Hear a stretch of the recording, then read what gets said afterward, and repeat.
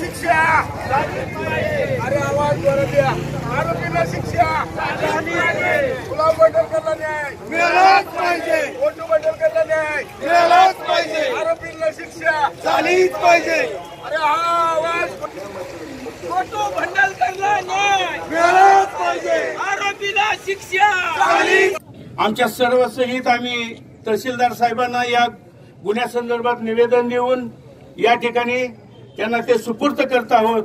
18 तारखेपर्यंत आम्हाला त्यांनी चांगल्या पद्धतीने सहकार्य करून गुन्ह्याचा शोध लावावा ही मी आपल्या सर्व संघटनेच्या आणि नेत्यांच्या वतीने विनंती करतो।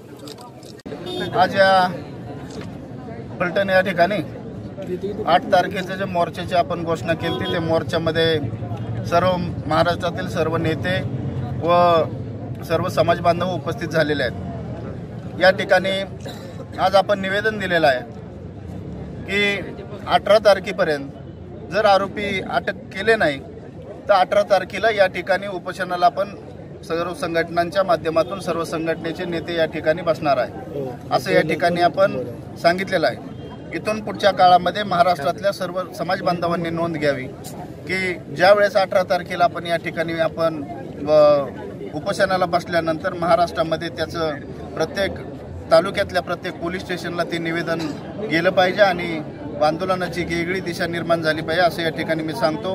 28 तारखेला उपोषण या ठिकाणी होईल ही 18 तारखेला उपोषण या ठिकाणी होईल असं जाहीर करतो। थांबतो। जय मल्हार जय महाराज।